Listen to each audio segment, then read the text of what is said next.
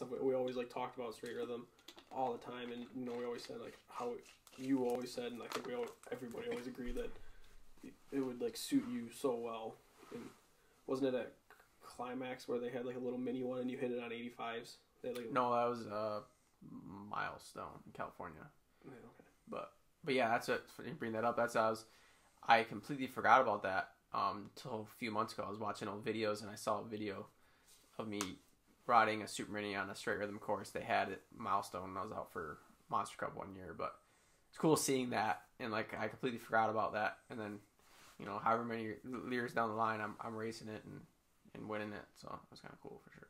Yeah, those battles were insane too. But yeah, it was pretty intense, and it's especially when it's so weird being like, you know, lined up in a chute like that, and like you're just sitting there by yourself, gate drops, and then dude pokes out next to you off the drop off, and it's really intense. That short little straightaway, your heart rate gets up there pretty high. But luckily I had some pretty good speed, and I made some mistakes, but dude, I was able to gain it, and also some other people made mistakes too that helped me a little bit. AJ. I was gonna say, like, I was just rewatching some of the footage from last year, and with them changing to 2 strokes, because same thing, going back and like watching old vintage Supercrosses with 2 strokes, like it makes it like every little mistake is amplified times 10, and it sticks out so much more on a 2-stroke because it's just the way the power is on them. And so doing straight rhythm on a 2-stroke or the old Supercrosses, like you watch the guys in like professional Supercrosses like Ricky and those guys, they'll make a little mistake and they just choose to like not triple a section because that's how the power is. So like if you miss a clutch or, you know, miss a shift, you know, and it is on a 2-stroke, you can't make a Supercross triple, or like you said, the errors you were seeing like AG Canzaro and all those guys making, because especially if you get on a 125, like let alone a 252 stroke, like a 125, man, that's, if you are off the power band like a second, that you might as well be riding like a PW, because that's the power pretty much, you know, like. Yeah, well, luckily we're all able to ride 150s, so that makes a big difference. But was there, in your class, was there anybody on like a Yamaha or anything? AJ was on his was a yellow KTM. Yeah. I think what was Lee riding? Lee was on a Honda, but I think it was a big bore. So okay, that's still that's but that's not a 150. No, 150 is quite a bit faster for sure. But people really quick talking about a 150. Like people have come out and I hands down believe it. They said the new Honda is slow. The new Honda 250F is slow for like 2021, and like people like literally said the KTM 150 is faster, and like that's how good the KTM 2-stroke is, because they continued to develop their 2-strokes compared to riding a 144 Honda 125 from like 07. That technology is old. Like I've ridden a 07 144 and it's dog slow. KTM 150s are pretty crazy. That's what I when I was doing all that riding on one, and you know, obviously getting ready, I was riding Supercross. There's not really straight rhythm courses around.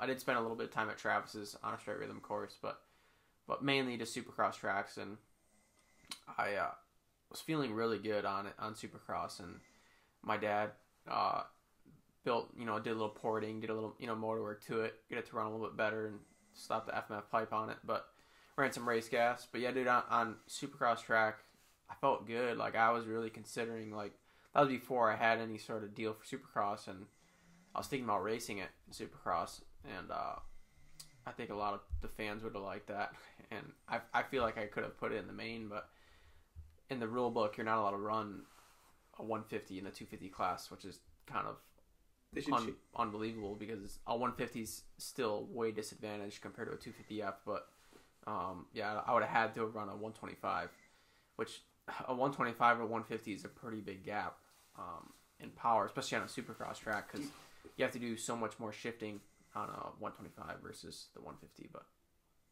I wonder if anybody would have noticed, you know, like if you could have got... Yeah, if, I don't think anyone would have protested. It's one of those, it's because it's like the same, I had my 150 and I was planning on doing the 125 All-Star races with it, and knowing that you're not allowed to, and I'm like, unless I win, nobody's going to say anything. But, you know, that's not at a professional level, but... Yeah, I don't think it would have been too big of a deal, but... And it's the same thing, like professional, like the guy who disqualifies the guy on the 152 stroke that beat him on like probably like a pretty well built up 250F, like that guy's gonna look like a tool. mad. You know what I mean? Like, that guy still shouldn't have been beating you. So So I mean, I if I really wanted to, I probably could have and been fine, and I doubt I would have came out and light the world on fire. But even just being out there and putting it in a main or close to a main, I think would have been sick. That's insane. Yeah, like the props, because like trying to ride a 2-stroke in Supercross, like dude, it would have been fun, but challenging for sure. But then I got the deal with Club Mex again, so that kind of, the idea went out the window. Yeah. It was a cool thought for a minute. It was crazy to see the momentum from that. And how long was Geneva? Was like in January, right? No, it was November. Then Germany was January, right? Yeah, Germany was January. Yeah, after winning Straight Rhythm, I kind of came in there under the radar. No one was really expecting me to win, and then I won. So that opened up a lot of opportunities overseas. I had an opportunity to go race Paris and Geneva, but Paris was like 2 weeks later, and Geneva was like 6 weeks later. So at that time, I didn't really have a bike. I had a 2v2 stroke, and then that bike that I borrowed for Straight Rhythm, but I had to give it back. But so I opted out of Paris, and then I went and bought a KTM to train for Geneva, and I went down to Club Max. I rode for almost a month, and then went to Geneva and raced there. But yeah, it was a pretty tight window to get ready for Geneva and be on a KTM 250F, which I've ridden in 18, but never. It's a new chassis, new bike and stuff. So, but went good. I was able, like Ezra said, carry good momentum over into Geneva, and definitely surprised myself a little bit, and end up winning all my races over there. So that was another big accomplishment on my list for sure. It was a pretty darn good feeling for sure.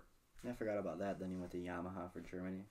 Yeah, and then right after Geneva, I did the deal with Club Max Yamaha, and so I got on the Yamaha right after Geneva, and then I was on that for like a month of like December, and then doing good in Geneva got me a deal to race in Germany for their last round, German Supercross round in Dortmund. So I got the opportunity to do that, and that was a 3-night event, so it was pretty tough, but and I just had pretty much a stock Yamaha with some bolt-on parts on it and suspension and whatnot. But I mean, it went good. I had the speed to win. I should have won, but I had a little dumb mistake. The last night just tipped over when I was out front cruising, but yeah, it was a great experience, and it's cool to finally be able to get in that scene overseas racing in the off season. And I've always wanted to do that, but you got to know people and to help get you in there, and then have contacts, and so it's cool to finally be able to get all that. And then unfortunately this year with 2020 and all the stuff that's happening, I wasn't able to, or there wasn't any of those kind of races going on. But yeah, hopefully in the future, like you said, all the fun like off-season races like that and Monster Cup come back. Because like especially the Australian SX, I feel like that's really on like an upward climb too. That scene's getting bigger, and that race is getting more prestigious, and like the scale of it, they're doing a really good job with the track, and that's really, I think that'd be really cool to see you over there doing that, and that whole experience seems like that would be a lot of fun. Like the Australians seem cool, and I think that would be like with Brighton going over there and shoot. There's a lot of guys that seem to look forward to that.